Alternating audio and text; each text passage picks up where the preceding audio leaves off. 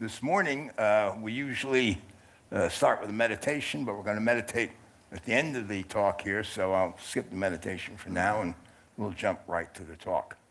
Let me welcome you to Light of Truth Day. We're celebrating our Light of Truth today. This is our summer holiday celebration, and we have two celebrations here at the center, Light of Truth in the summer and Light of Love in the winter. Happens to fall on December 25th, which is sort of random, but anyway, it fits in with the spirit of the season. And so these two holidays are celebrating the two great directives of all spiritual paths: seek truth and cultivate love and compassion. So that's why we have these holidays named Light of Truth and Light of Love. So this is the summer, and now we're celebrating the Light of Truth. So what truth are we talking about? Well, the mystics of most traditions actually make a distinction, or a similar distinction to the Buddhist distinction between relative and absolute truth. There's relative truth and there's absolute truth. So what's the difference? So most of the Light of Truth days, I usually focus on talking about the absolute truth, even though you can't really talk about it, but we can sort of circle around it and try to get some idea of what it is. But I thought I'd do something a little different this morning. We'll talk about relative truth and see if we can clarify the difference by starting with relative truth and then see what the difference is between that and the absolute truth. So I'd like to invite you to join me in a little thought experiment. So if you would close your eyes and imagine we're going back in time. Back. We're going back through the centuries. We're going back to the 16th century, and we'll end up in a classroom in Paris. Okay, so you can open your eyes. Here we are in a classroom at the University of Paris. And I want to welcome you, freshmen, to this class. We're going to be studying in my class. I'm Dr. Morwood, by the way, Doctor of Philosophy, and we're going to be studying natural philosophy. Now, natural philosophy is a prerequisite for anything else you might go on to major here at the university, law or medicine, or the highest one is theology, but you'll need to know natural philosophy as a basis for all these studies. So this is really the ground of everything else you're going to learn at this university. And we have three sources of knowledge, three main sources of knowledge. The first is the Holy Scripture, as interpreted by the doctors of the church, who, by the way, are all trained theologians. They're not just some crackpot on the street corner, mouthing off about some revelation. So these are really highly trained experts in theology. So that's our main source, that's the base source. But then we have Aristotle. Aristotle was perhaps the best of all the Greek philosophers. They didn't know about Christianity, but they knew about the natural world. And he is the unquestioned authority. He was very observant about the natural world, but then he deduced certain general principles about it. And for hundreds and hundreds of years, no one's been able to refute his deductions, his logic. And then there's Ptolemy, who was another Greek philosopher, I should say astronomer, philosopher and astronomer too. But he was the one who really studied the heavens, and he summed up all the Greek observations about the heavens, and they're going back to even the Egyptians and the Babylonians. So these are records that have been kept for centuries, and this is the latest knowledge we have about how the heavens work. So these three are the basis of our knowledge of the whole cosmos. So let's delve in here. We have a chart here that one of our artists in the art department created for us. Here we go. Can everybody see that chart? Okay. So you see it's a chart full of rings. Now, each ring represents a sphere. This is a two-dimensional chart, but if we had a three-dimensional model, it would be a sphere. So these are spheres within spheres within spheres. And at the very center, you'll notice there's the Earth. Now, it says Earth water, air, fire. But the whole thing is what we consider the planet Earth. And, or I shouldn't say the planet Earth, the center of the world is actually Earth. It's at the very center of this whole cosmos.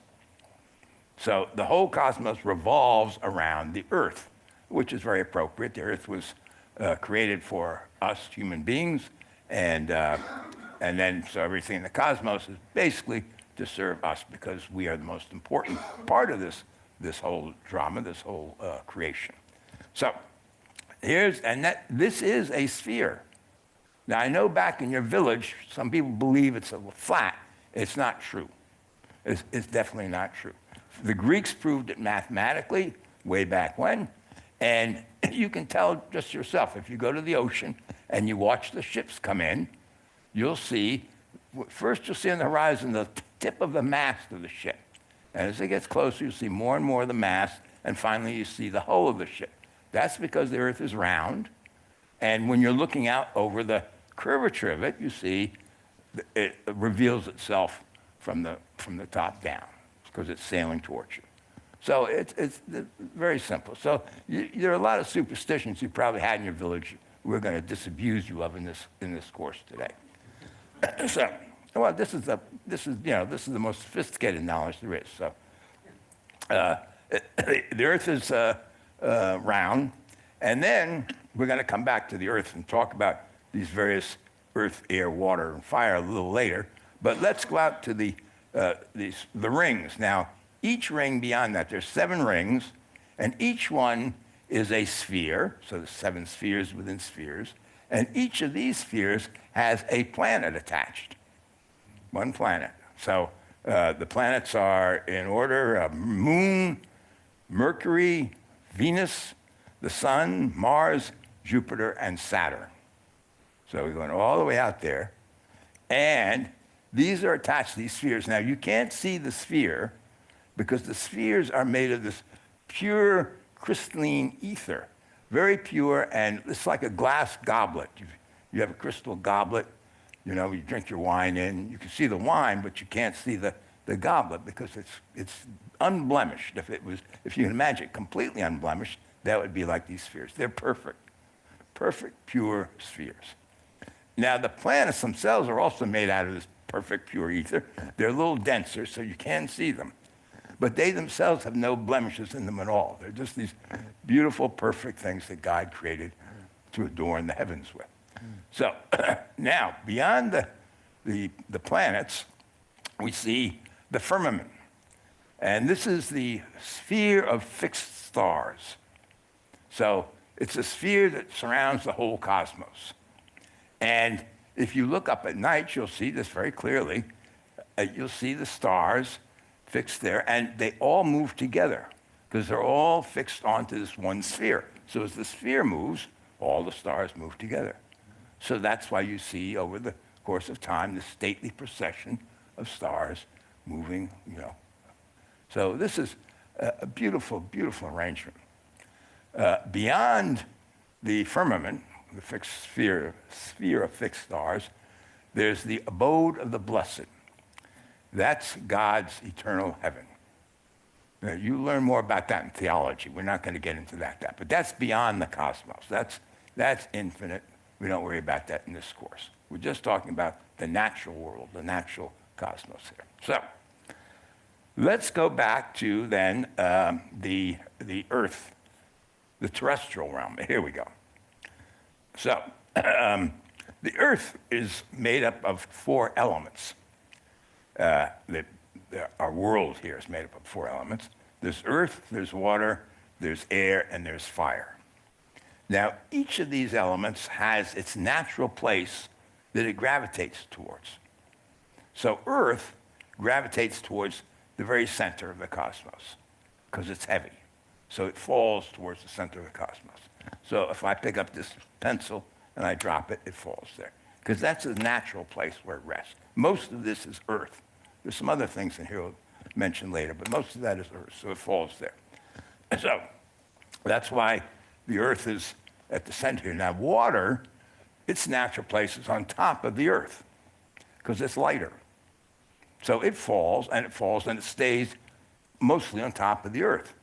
So if you see rainfall, where it falls down and lands and forms puddles on top of the earth. The rivers run down the valleys, and they find the place where the top of the earth, and they stay there. So most of it stays in their natural place. Air is above the water. So you look out over the ocean, and you see the water, and then you see wind blowing across the waves and stuff. If you take in air in your mouth and you go swimming, and you let the air out, whereas it bubbles right up to above the water. So it's very, very. It's just based on observation. This is just, sensible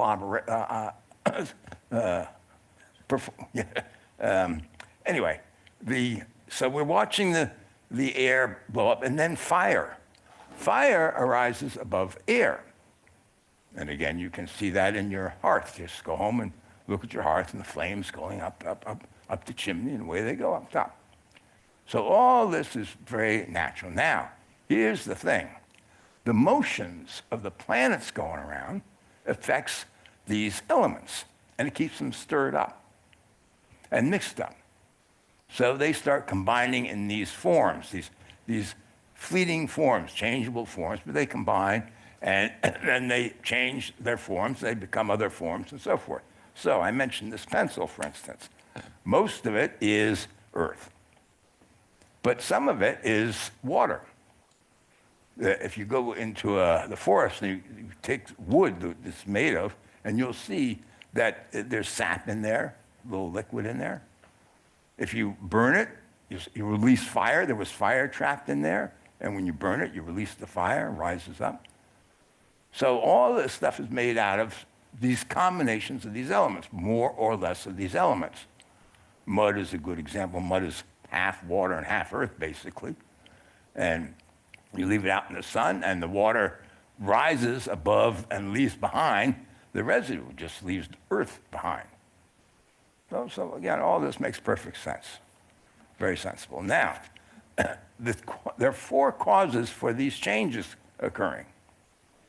There's the material cause, there's the formal cause, there's the efficient cause, and there's the final cause. And let me get my notes going here. Okay. So, what is the material cause? Well, here's a desk. The material cause of this desk is wood. This is the matter that it's made out of, wood, right? The formal cause is the shape, the form. So it's a desk, it's not a chair, it's not whatever this contraption is. Oh, that's a bench? No, it's made out of wood. The formal cause is shape. The efficient cause is how it was made. So a carpenter made this.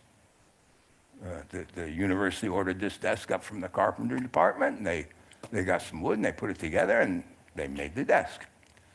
And then what's the final cause? The final cause is the end, the purpose that this was made for. So it's made for writing. That's what the desks are for. So we have four. So if we understand the four causes, we understand this desk. That's it. So again, it's very beautiful. Now, the thing is about the Earth, this sphere of the Earth, everything below the moon, this is all corruptible and imperishable and blemished. It's not like the heavens. So this is quite different. The materials are quite different. The shapes and everything is quite different.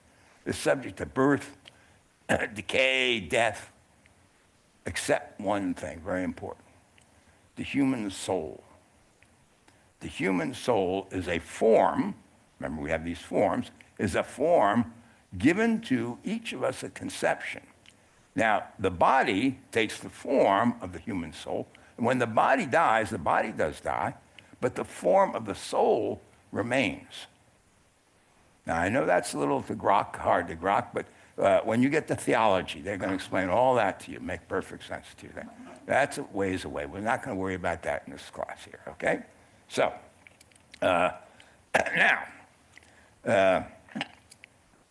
now we've come to one place in our experiment. We're going to stop, and we're going to pull back a little bit. We're going to be suspended in time and space here, looking down on all this from some ethereal realm, and we're going to try to understand what we've just seen. This, as I've explained it, is how virtually all educated Europeans saw the world in the 16th century and the centuries before, and for a century or two more to come. Unquestioned, they were certain about it. They were as certain about that world as you are about what you know about the world today. And they had all the experts backing them up, the whole universities and everything. So this was not some far out kind of knowledge or theory or something. No, this was it. This was the establishment thing.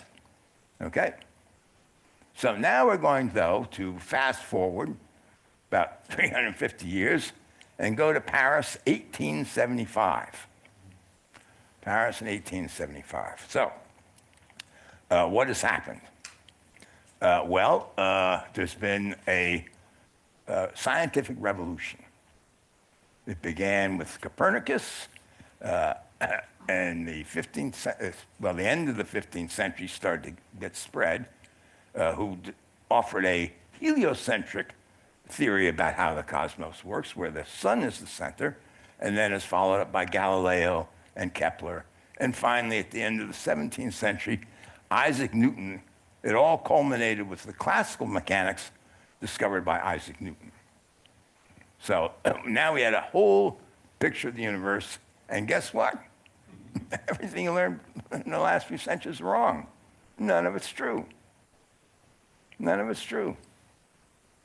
The sun doesn't go around the earth goes around the sun, as well as all the other planets do, except for the moon goes around the earth. They all go around the sun, and the sun is just one of a star. Look, all those stars out there, they're supposed to be fixed on this sphere. No, the sun is just one star in a vast space universe of stars and star systems. There's no spheres or anything like that, no crystalline spheres or anything like that. The forms, the forms are not 5 elements, 1 incorruptible and 4 corruptible and all that. There's only one element, so to speak. They're atoms. Matter is made of atoms, little tiny little things. Matter is made of atoms, and the atoms interact with energy, and everything is caused by only one cause, physical causes. Matter and energy create these physical causes, their interactions, and every physical cause has a physical effect. And every physical effect had have a physical cause. So this is important to know, because if you know take one atom, if you know its position and its speed, how fast it's going, and other forces that will interact on it, you can predict from these initial conditions, you can predict where that atom will be an hour from now, a week from now, a year from now, theoretically 10,000 years from now. So position and speed are essential to understanding how this universe works, how this causal, physical cause works. And that's all there is. No formal causes, no end causes, nothing like that. Okay? Now, and then really the most important thing is gravity. This whole idea that things have their natural place and fall is nonsense. It's nonsense. Gravity is a force. Gravity is the most important thing here in the whole thing. Gravity is the force that keeps this whole universe together and keeps it moving. And gravity is a force. Everything that has gravity, and lighter, smaller things have less gravity. Big, massive things have more gravity. So gravity is actually, the moon is falling towards the Earth, because the Earth has more gravity than the moon. And the whole solar system is falling towards the sun. Very slowly now, and because it's got its own momentum and it's going around and so forth and so on. But very slowly, everything's. And then there are other huge bodies out there that are controlling the universe. So without gravity, this whole thing just couldn't exist. Okay? Now, that's what science tells us. Does that sound about right? Yeah, well, let's go forward a little farther then. Come back. Now, we'll go to today, 2025. Here we are. And you can go down to the U of O. You don't have to take my word for it. And I'm going to tell you very, very quickly some of the things you'd learn if you were taking an introductory science course at the U of O. And first of all, there's been two revolutions, scientific revolutions, since our last view of the universe, our classical, what's called the classical view of the universe, or a Newtonian view. And there have been two revolutions. One is the revolution of Einstein, the relativity, and the other is quantum physics. So that happened at the beginning of the 20th century. And so here we are at the beginning of the 21st century, actually almost 100 years, as Tom mentioned a couple of Sundays ago, from the unveiling of the quantum revolution. So here we are. So what's it look like now? Well, relativity tells us that matter and energy are the same thing. They're not two different things, matter and energy. No, matter and energy are the same thing. E equals mc squared. Energy equals mass times the speed of light squared. So they convert into each other. The space and time are not two different things. There's just one space-time continuum. And then gravity, this is really cute. Gravity is not a force in any matter whatsoever. Gravity is not a force at all. It's no more a force than it was a natural place where elements went. Gravity is the curvature of this space-time continuum that occurs when there are massive bodies in it. That's hard to get your mind around. It gets very abstract. But the mathematics tells us that that is the case. And again, this is not just idle speculation. It's been proved. There's a very famous experiment when Einstein first unveiled this, that space-time could be, the curvature of space-time could bend things, it could bend light.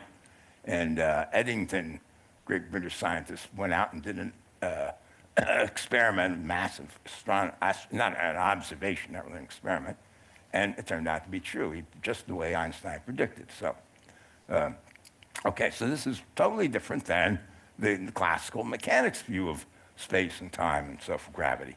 The quantum physics tells us these atoms are made up of subatomic particles. They're not just little hard little things. They're made up of subatomic particles, and a particle is they're not really even particles. So, for instance, you can't know the speed and the position of these little particles at the same time. They don't have position and speed at the same time. You take a little electron and you observe and you know exactly with precision how fast it's going, then it doesn't have a position. Or you say position's infinite, or you can say it's everywhere and nowhere, whatever you want to say. Or conversely, if you know the position, it doesn't have a speed. So it wasn't me. I'm looking at a moving particle, and there's the position, but then the speed doesn't have any speed anymore. Weird. But it's certainly not these little atoms that the classical mechanics envision. And then they aren't particles also because sometimes they manifest as waves, depending on how you set up your experiment. Maybe some of you have heard of the double slit experiment. Shows that they're waves and particles and that. So what are they? Wavicles? What is that? I've heard it been called that, but it doesn't really add to your knowledge about them at all. It's just a fancy way of talking about it. And then, and this is the most important thing, the subatomic particles do not change based on cause and effect. There's no cause and effect in let's say, a atom decays. It doesn't have a reason for decaying, a cause we can point to and say, well, here's the initial position, here was the here was the speed, and now we know it's decayed. It just decays. What quantum mechanics does tell us is the probability of when it will decay. With great precision, it tells us that. And so if you have a collection of them, you can tell you have a tremendous precision what's happening there, but not to each individual little particle. You have it as a group, an aggregate. So that's why we say it's so precise. It's not because we know every little thing that's going on in there. I think it was Feynman, Richard Feynman, a famous American physicist, who said, he taught a course in quantum mechanics. In the beginning, he says, you're not going to understand quantum mechanics when you get to the end of the course. And he said, you're not going to understand quantum mechanics because I don't understand quantum mechanics. So it really is mind-boggling, but the mathematics works. And that's what's irrefutable. And this stuff does work. But it, too, is relative. It gives us what Tom mentioned this a couple Sundays ago, again, what philosophers call the pessimistic meta-induction. A mouthful, but what that means basically is that induction is when, if we see things happen once, twice, third time, by induction tells us it's going to happen again like that. It's pessimistic because it's saying we're never going to know for sure. Because whatever theory we have today, whatever scientific theory, is going to be overthrown by another one, like in another revolution, just the way these have been up until now. So something weirder is going to come along. If something like string theory pans out, all this will be by the boards, and we'll view the universe as rips in space-time. And space-time will have 20 dimensions or something. So that'll really scramble your brains. Anyway, it's all relative. But this is very, very important. This is very, very important, especially today, especially in a time where we have alternate facts and bogus science. These truths, just because they are relative, doesn't mean that they aren't powerful and useful. The truths of quantum mechanics and relativity, you have a cell phone, you have a GPS, you have computers, atomic bombs. I mean, all this stuff that we have in our modern technology is impossible without it. We owe it directly to these truths. So they're very, very powerful. And they are not just randomly chosen. They come from agreed upon experiments, a community of experts, just like the doctors of the church back then, except that they work. And anybody takes them lightly is in trouble. And I'm going to give you one unfortunate example of this, because it's not our proudest effective science, modern science. But I'm going to start with a little story in a report that I read from a British civil servant who served in Burma in the 1930s. He served the British Empire in Burma. Burma is part of the British Empire. And he witnessed a revolt by the locals. A revolt, by the way, led by Buddhist monks. And there was a stationed garrison of British troops with modern weapons, machine guns, airplanes, and stuff like that.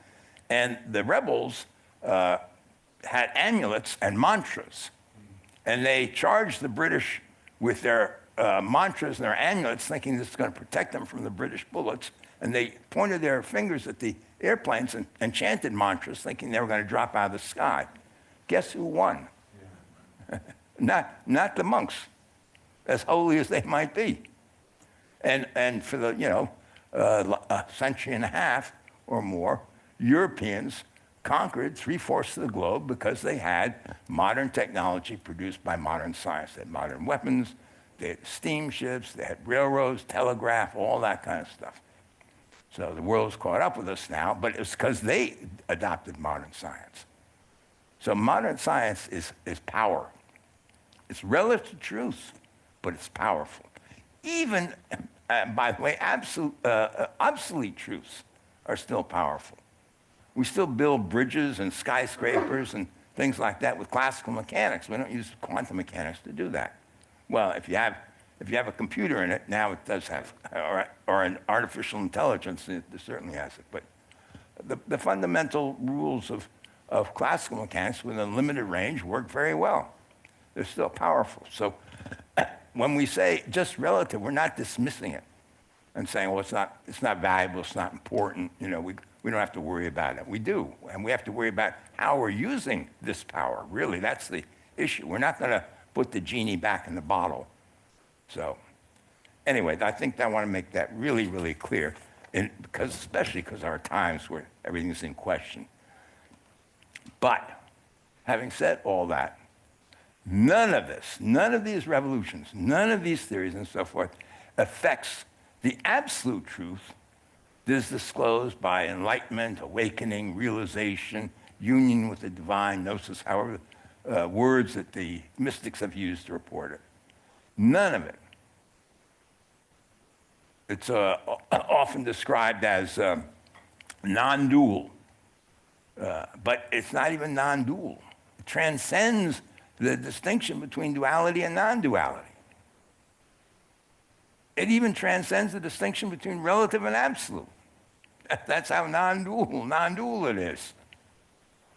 So all these relative knowledge is made of these distinctions we make, made by us as a community, not just individuals. Individuals can make their own distinctions. If they go too far against the grain, you get locked up in an insane asylum, because these are communal distinctions we make in our language, we make in our thinking, we make in our we make in our philosophies and so forth. But it's all made of distinctions and correlations of distinctions. And this absolute truth transcends all that. So, here's what Ananda Moyama says. She was a 20th century mystic from India, and she's talking about Brahman, which is the Indian term for the absolute, and she says, so long as there are the opposites of knowledge and ignorance, in other words, distinction and the idea of difference, the Brahman cannot be realized. By merging in the Brahman, all differences dissolve into it, and one is forever established in one's true being. So anything you think about, you're thinking in your thoughts, you're making distinctions. Here's the 13th century Sufi sheikh. Sufis were the mystics of Islam, Ibn Arabi. This knowledge cannot be arrived at by the intellect by means of any rational thought process, for this kind of perception comes only by a divine self-disclosure.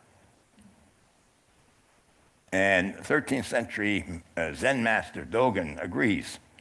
This is one of my favorites. He says, students should know that the Buddha way lies outside of thinking, analysis, introspection, knowledge, and wise explanation.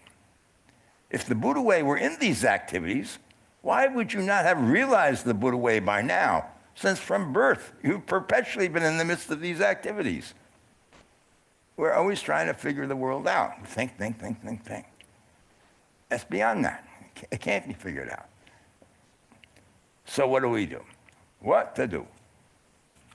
Well, we're going to get a clue here if I can turn the page from the Christian mystic St. John of the Cross. He says, to reach union with the wisdom of God, a person must advance by unknowing rather than by knowing. So what does that mean? So I thought we'd do a little meditation experiment. Here comes the meditation part. And see if we can discover for ourselves what that might mean. Let's see what happens if you, when we start the meditation, if you realize, I don't know what these mystics are talking about. And instead of trying to figure out what they are talking about, stay with you're not knowing what they're talking about. This isn't about stopping thought, by the way. That's very important. Unknowing sounds like you should be like a zombie. It's about not paying attention to the thoughts going on. Take the focus off them. Stop believing them for a moment. My teacher, Dr. Wolf, he woke up, spent 30 years trying to stop his mind from thinking. He could never do that. And then he hit upon this idea of let it think, but let it do so on the periphery of attention and focus attention just on the subject. That's what he had a philosophical bent, and that's what he asked. Here I am, a subject with all these objects. I know these objects, but what is the subject that knows them? So he put his attention on that, and he let go of, he didn't stop the thinking, he just let it go. Off there thinking away whatever it wants to do. But the unknowing, see, he didn't know what the subject was. And he was willing not to think about it, just to be with that unknowing. And I'll give you one more clue. Here's from Zen master Suzuki Roshi, 20th century Zen master. If you want to understand it, you cannot understand it. If you give up trying to understand it, true understanding is always there. Gives me chills. Okay. So, as I said, we'll meditate for about 10 minutes here or so. And I ring the gong once. Here we go.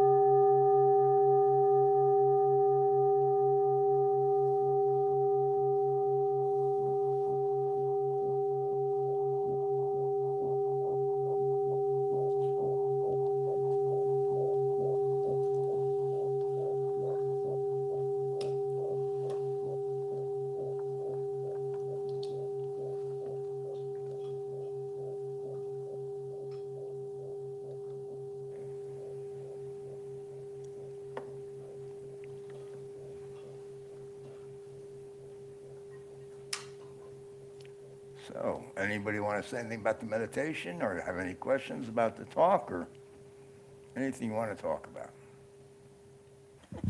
Well, thank you. That was very interesting. When I first started the meditation, I'm trying to figure it out. I could feel, like, oh, well, this would lead to this, would lead to this. And I said, no, let's just practice on the breath. And so I did. But the thoughts wanted to fill up that space. Yes. So as soon as they did, I tried to remember to go back to the space and just feel what was going on. And there was a feeling of like potential, but there was also a feeling like of heaviness in the heart and opening of the heart feeling. But it did not, the thoughts would come back in and stuff. And so then I said, well, to myself, just relax.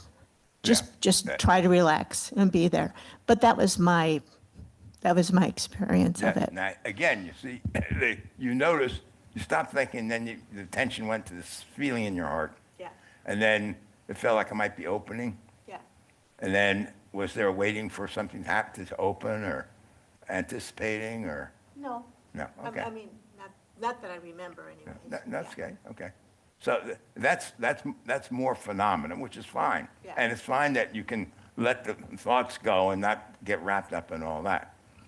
But then if the heart is, for the purposes of this meditation, the heart is just another phenomenon. There's nothing to know about that. It just, there it is. Okay, fine.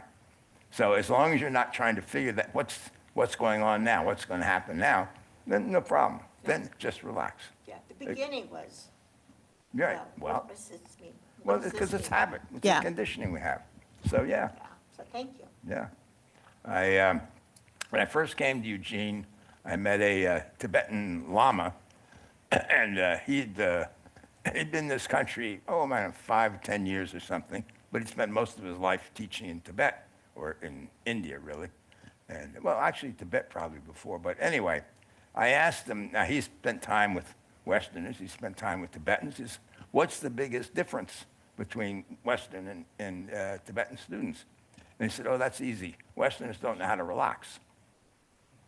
And, you know, this is, I mean, if you really start trying to do this meditation, you realize how hard it is for us to relax. And we're conditioned all the time to be go, go, go, go.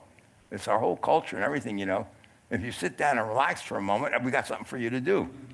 You know, turn on your tube, turn on the phone, something's going on. So just to relax, not have to do anything or be anything or whatever is difficult for us.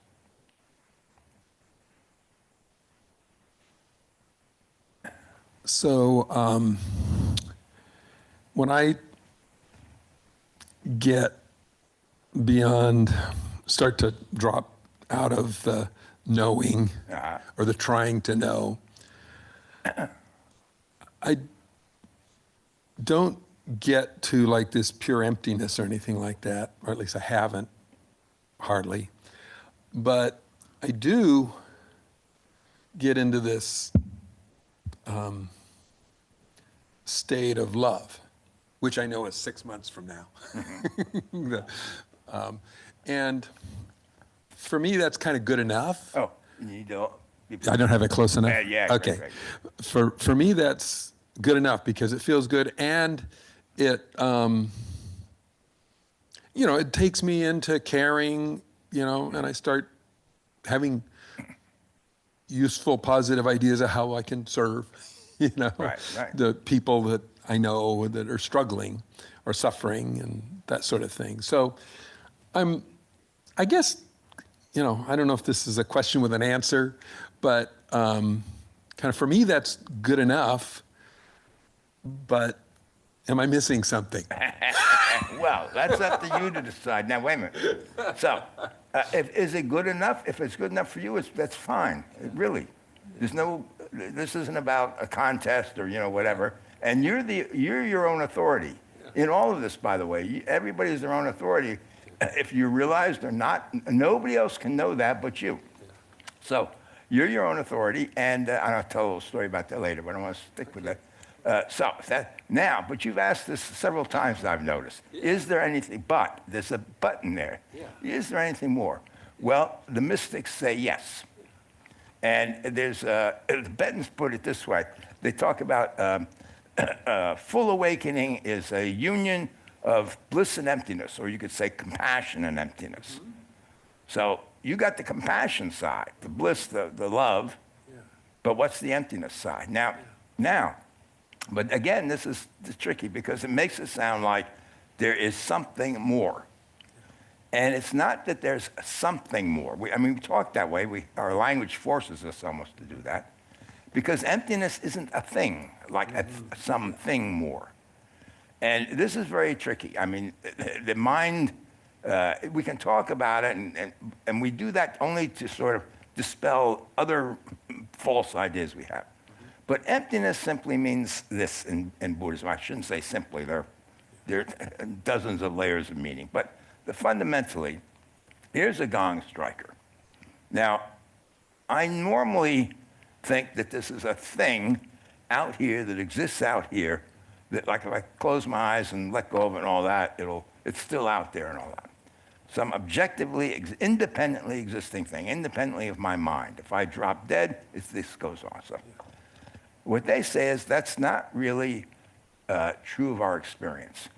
This is empty of anythingness. This is empty of independent existence. There's something about our misperception of this. It's not that this isn't here. Obviously, it's here. It's not that I can't ring gongs and do useful things with it and all that. It's a little bit like relative truth if we mistake it for absolute truth. Relative truth is tremendously powerful, but it isn't the absolute truth. So if I just take this, okay, this exists independently of my mind, I'm missing something, a truth about this, the absolute truth. So what is it? Well, I can't put that into words, but I can investigate through some analysis. I can use analysis to begin with, and through meditation and so forth. But it's really getting beyond even that question. Is there something, am I missing something? What the question itself is veiling what you're missing. Let me put it that way. You know, do you see what I mean? The question, because the question's already made some distinctions. It's still kind of up here. Yeah, am I missing something? Reflects a dualistic expectation about what's going to happen or whatever. So, but the practical answer is yes, if you're interested only if you're interested. I want to go back to this, everybody's their own authority because it's important for everybody. One of my favorite stories, which many of you have heard many times, is about a Zen monk. And he's new in this Zen monastery. He hasn't been there that long, but he has an awakening. Oh, and he comes to see the Zen master, and he tells him about his awakening. And the Zen master looks at him and says, that's not awakening. You got to go back and do some more meditation. And the monk's a little surprised, but he reveres his Zen master. So he goes off, and a few days later he comes back, and it's just another interview, and the master invites him in. He says, well, if this isn't awakening, you keep your awakening, I'll keep this. And the master says, okay. See, it was like a test. If he could rattle him, then it wasn't true awakening. But he couldn't rattle him because it was true awakening. Yeah. So you'll know, and you'll be satisfied, and guess the but won't be there. That's my point. It's not like, oh, there'll be something else. It just, the but will drop away with the question. Yeah. Okay? Thank you. You're welcome. I love it. Good observation, by the way, good observation. And the cultivation of love and compassion is essential. It's not secondary, it's essential. Because if you're just going for an awakening for yourself because you want to be happy and you want to be free and you want to, that's all that me, my in there is that's your biggest obstacle right there. It's just absolutely essential. So let's not neglect that or think it's secondary or anything.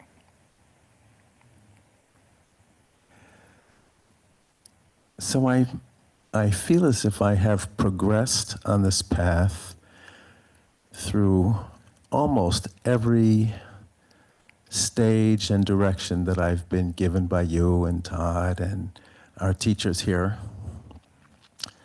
But I have gotten stuck on that one concept that you just brought up. This microphone, if I put it behind me, it doesn't actually exist. I still live in the world of course it exists. And if I drop dead, you can still pick up the microphone and talk to everyone on it. When I try and wrap my brain around concepts that I can't understand, I find myself noticing that I'm contorting with my mind and with my brain, more verbal mishmash. And I feel I am closer to my desired place if I notice what my mind is doing and then just not do it. So am I cutting myself a break that's being irresponsible and lazy, the fact that I'm not trying to understand that gong is not real? Or am I on the right track? Is it okay for me not to understand all these things that have been explained over and over again? Guess what? It's very okay to not to understand. In fact, Rumi, great Sufi poet, says, cellular cleverness and by vision. Cleverness is opinion, by bewilderment. Cleverness is vision, cleverness is opinion, bewilderment is vision. So, but be bewildered about this. Don't see, if you start from the position, well, of course this is real and this and that, well, then you think you know something, certain, absolute. That's the problem. I think I've got the bewilderment part. Good. Well, that's what it's designed to do. That's what it's designed to do, exactly. Now, let's also be careful about that. When I say this doesn't exist, I didn't say it doesn't, I said it doesn't exist independently of my mind. When I put this gong striker down and I look away and I'm not touching it and I can't hear anything and all that, it still exists as a thought in my mind. I know it's there. I go pick it up and use it. I'm not confused about that at all. But it has no sensory. It's not appearing in my senses. It's not appearing in any sensory field. It's only appearing in that. And if I forget where it is, and I forget that it was ever there, and no one ever brings it back to my attention, it will not exist. And I'm supposed to try and understand that? What? And I am supposed to try and understand that? No, just be bewildered. Okay. All right. What? I didn't hear the last sentence. It's okay not to understand that. He says I don't have to try and understand it, just be bewildered. No problem. Yeah. Here's another way. Now, really, all this analysis stuff, Buddhists are big on it, and some, in other traditions, there are this kind of analysis. But it is not essential. There are plenty of people who woke up without going through all this analysis. But what they did do is get to a state where they didn't know anything. Anything, that means anything. So for sure, anything for sure. Then you're very close. Okay? This, by the way, you can sit there for a minute more if you want. This, by the way, is the secret, quote, unquote, to koan practice. If you're familiar with the Zen koan practice, they give you an impossible, insoluble riddle to go work on. Like, That was a Zen koan. yes, well, the point is, instead of going through all this analysis, they say, let's just take one thing that you can't ever figure out. So what's the sound of one hand clapping? So if you revere your Zen master, you're part of that tradition, you revere the tradition, you take that very seriously, and you go off all day, and you meditate on what's the sound of one hand clapping. And you come back to your master, and you come up with all sorts of clever things, like Rumi knows your mind will do. Like, well, that's the sound of one hand clapping. In the Zen tradition, they whack you with a stick when you come up with an answer like that. Send you back, more meditation, until your mind gives up. Gives up, lets go, but finds bewilderment, finds that place of unknowing, exactly that place that St. John of the Cross talked about. And, but you don't have to go through all that analysis. You don't even have to work on Zen koans. I mean, they just skip all the analysis. They give you one thing here, go figure that one out. And if you throw all your energy and attention into that and really take it seriously, for a lot of people, that'll do the trick. If you follow St. John of the Cross's way more and advance by unknowing, the author of The Cloud of Unknowing, a famous medieval Christian manual, he talks about the exact same thing. Enter the cloud of unknowing, which means exactly the same thing, where you don't know. Let go of all your thoughts. They're going to still be there. He says, but look over their shoulders. And what's beyond the thoughts? That's your God that you're trying to know, but you won't know. You won't know by your thoughts. So give that up. And he says, in the beginning when you do this practice, your mind's going to tell you, oh, this is silly. You're being lazy. You're not doing anything. This is ridiculous. So that's all right. Let those thoughts go and learn to be at home in this darkness. That's it. Not figure it out, but just be at home. Be at home in your bewilderment. That's enough. So I was hoping you would say. Yes, yes. And you see, you started this whole thing by saying you feel you've progressed through, all the instructions you've been given. So, and yes, in a relative sense, on a spiritual path, we progress. But we progress by abandoning things, giving them up, attachments and this and that and this and that. And finally, there comes to a point where we have to give up the spiritual path itself. Now, you don't want to do that prematurely. You want to do it when you get to the point, I just can't do it anymore. There's nothing more to do. I don't know what else to do. I followed all your instructions, Todd. I did everything, but here I am. I'm still deluded. Well, stop trying. As long as you're trying to understand, you can't understand it. When you give up trying to understand, understanding is always available. Okay?